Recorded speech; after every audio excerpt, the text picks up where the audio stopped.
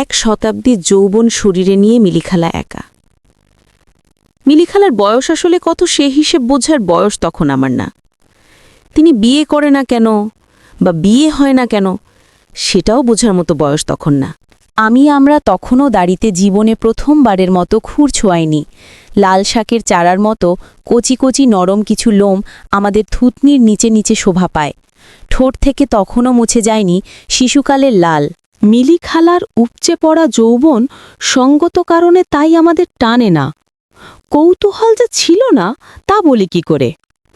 আর চোখে কি দু একবার তাকায়নি? তাকিয়েছি বই কি, তবে সেটা কিশোর মনের রহস্য উন্মোচনের চেষ্টা মাত্র।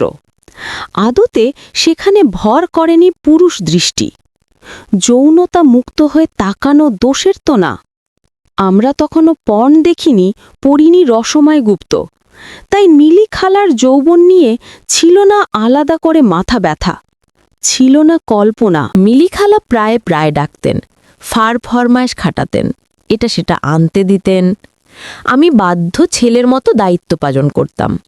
10 টাকার জিনিস 11 টাকা বলতে শিখিনি তখনও। 900 গ্রামকে কেজি বানানো শিখিনিও তখনও। মিলিখালা কৃতজ্ঞতাবশত আমার কালো ফোলা গাল টিপে দিতেন। সেটা যতটা জোরে চাপলে আদর হয় তার চেয়ে কিছুটা বেশি ছিল মনে হতো। ব্যথাও পেতাম মাঝে মাঝে। গাল আরেকটু লাল হতো। তবে খারাপ লেগেছিল বা লাগতো সে কথা বলবো না, ভালোই তো লাগতো। যেদিন আর ফরমাইশ থাকতো না সেদিন তার সামনে বসে গল্প শুনতে হতো। মিলিখালা অনর্গল কথা বলে যেতেন, আমি মাথা নিচু করে শুনে যেতাম। মাঝে মাঝে বলতাম, তারপর? ও তাই? সত্যি? কিভাবে? না, তার থেকে বেশি কিছু মনে নেই আর। ভুলে গেছি সেসব গল্পের বিষয়বস্তু। হয়তো মিলিখালাদের গল্প ভুলে যেতে হয়, নতুবা সেই গল্প এতই দুর্বোধ্য যে ধরে রাখতে পারেনি সদ্য কিশোর হওয়া মন। হবে কিছু একটা। সুনাম ছোটে কচ্ছপ গতিতে, দুর্নাম ছোটে খরগোশ গতিতে। মিলিখালার দুর্নাম তাই কান থেকে কান, মন থেকে মন, বাড়ি থেকে বাড়ি পৌঁছাতে খুব একটা বেগ পেতে হয়নি। ঢ্যামনামাগি বিয়ে করে না কেন? আহা, করবে কেন? বিয়ে করলে কচি কচি ছেলেগুলোর মাথা খাবে কে? মাগি নিজে তো অপয়া, সেই সাথে নষ্ট করতেছ বাচ্চাগুলোরে। এরকম খারাপ হয় কেমনে মেয়ে মানুষ? লাজ লজ্জার মাথা কি খেয়ে ফেলল? সুনাম ছোটে কচ্ছপ গতিতে, দুর্নাম ছোটে খরগোশ গতিতে। মিলিখালার দুর্নাম তাই কান থেকে কান, মন থেকে মন, বাড়ি থেকে বাড়ি পৌঁছাতে খুব একটা বেগ পেতে হয়নি। ঢ্যামনামাগি বিয়ে করে না কেন? আহা, করবে কেন? বিয়ে করলে কচি কচি ছেলেগুলোর মাথা খাবে কে? মাগি নিজে তো অপয়া, সেই সাথে নষ্ট করতেছ বাচ্চাগুলোরে। এরকম খারাপ হয় কেমনে মেয়ে মানুষ? লাজ লজ্জার মাথা কি খেয়ে ফেলল? বিয়ে করলে তো এক স্বামী, তার কি আর এক স্বামীতে হবে? বিয়ে না করলে সবাই স্বামী, বুঝলে না? 40 বছরের বুড়ি মাগিরে বিয়ে করবেই বা কে? এই কুত্তামি করেই কাটাবে। বয়স্ক মেয়ের খায়, বুঝলে না? কচি কচি ছেলে পাওয়া গেলে কে আর স্বামীর ঘর করে? বুঝি বুঝি বুঝি, 6 বাচ্চার মা তো আর এমনি হইনি আমি, অভিজ্ঞতা আছে আমার। তখনও পরিবার থেকে চাপ। না, মিলিখালার এক কথা, সে কোনোদিন বিয়ে করবে না। পরিবারে একটা সময় হাল ছেড়ে দেয়। সবাই ধরেই নিল মিলি একটা বাজে চরিত্রের মেয়ে। মিলিখালার পরিবার ধীরে ধীরে একঘরের মতো হয়ে গেল। প্রতিবেশীরা তাদের সদ্য কিশোর বাচ্চাগুলোরে আগলে রাখে, চোখে চোখে রাখে, ভুলেও যেন কেউ ডাইনির সামনে না পড়ে। বয়স্ক মাগি, বলা তো যায় না কবে কোন ঝামেলা বাধায়। ছোট ছেলেদের দিয়ে চাহিদা মেটায় মিলিখালার সাথে আমার শেষ দেখা হয় যেবার, তখন আমার বয়স কাটাকাটি 15 বছর। বললেন, তুই আর কাল থেকে আসিস না বাবা, তুই আমার শেষ একটা উপকার করবি ফাহাদ। আমি বললাম, অবশ্যই করব, বলুন।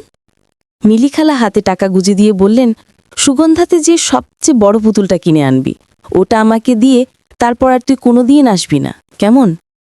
আমি মাথা নেড়ে পুতুল কিনবার জন্য বেরিয়ে গেলাম। মুখোমুখি আমি আর মিলিখালা। মিলিখালা, তুই বড় হলে ভুলে যাবি না তো আমাকে? আমি, না তো, ভুলে যাব কেন? মিলিখালা, তুই বড় হবি, একদিন তোর বিয়ে হবে। যদি প্রথম সন্তান মেয়ে হয় তবে আমি একটা নাম ঠিক করেছি, সেই নামটা তুই তোর মেয়ের জন্য রাখবি। নাম রাখবি প্রথমা, ঠিক আছে? আমি, জি খালা, রাখব। মিলি খালা, কাল থেকে আর আসবি না, কেমন? আমি আচ্ছা আসব না। মিলি খালা বড়সড় পুতুলটা বুকে নিয়ে হু হু করে কাঁদছেন। কেন কাঁদছেন ঘটনা কি আমি আগামাথা কিছুই বুঝতে পারছিলাম না। বোকার মতো ফ্যালফ্যাল করে তাকিয়েছিলাম। মিলি খালা পুতুলের মাথায় আলতো করে হাত বোলাতে বোলাতে বললেন, জানিস অমি, আমি কোনোদিন মা হতে পারবো না। আল্লাহ আমাকে মা হবার ক্ষমতা দেন নাই। আমার তাই আর সংসার করাটা হলো না রে। কাউকে বলেওনি, বললে হয়তো বউটও আছে এমন কোনো বুড়োর সাথে আমাকে বিয়ে দিয়ে দিত জোর করে। যদি মা ডাক নাই বা শুনতে পেলাম, তবে বিয়ে করে কি করব বল? তুই ছোট মানুষ, অত কিছু বুঝবি না রে। তোদেরকে মাঝে মাঝে বুকের সাথে জড়িয়ে ধরতাম, আদর করতাম। কেন জানিস? আমার মনে হতো তোরা সবাই আমার সন্তান, আমি তোদের মা। সমাজ আমাকে মা থেকে মাগি বানিয়ে দিল। তুই একবার আমাকে মা বলে ডাকবি বাবা? স্রেফ একবার, আর কোনোদিন ডাকতে হবে না। একবার, শুধু একবার ডাক। আমি সেই প্রথম মিলি খালাকে ডাকলাম, মা। মিলি খালা উত্তর দিলেন না। পুতুলটিকে শক্ত করে বুকে জড়িয়ে কাঁদছেন। আহা, সে কি কান্না! যতটা কাঁদলে মন খারাপ হয় সৃষ্টিকর্তার, তার চেয়ে বেশি ছিল কিসে কান্না। আমি বুঝিনি সেদিন, আমার নিজেরও কান্না পাচ্ছিল। আমি মিলি খালাকে ঠিক সেইভাবে রেখে আস্তে করে উঠে এসেছিলাম। সেই ছিল শেষ দেখা। তার ঠিক 11 দিন পর মিলি খালাকে পেয়ারা গাছের সাথে গলায় দড়ি দেওয়া ঝুলন্ত অবস্থায় পাওয়া যায়। আমি সাহস করে লাশ দেখতে যাইনি। জীবন্ত মিলি খালার সামনে যাবার সাহস আমার থাকলেও সাহস হয়নি মৃত মিলি খালার সামনে যাবার। মনে মনে বলেছিলাম, ক্ষমা করো আমাকে, আমাদের, পৃথিবীকে। পেয়েছিলাম কিনা তা আর জানা হলো না। অপেক্ষায় আছি আজও।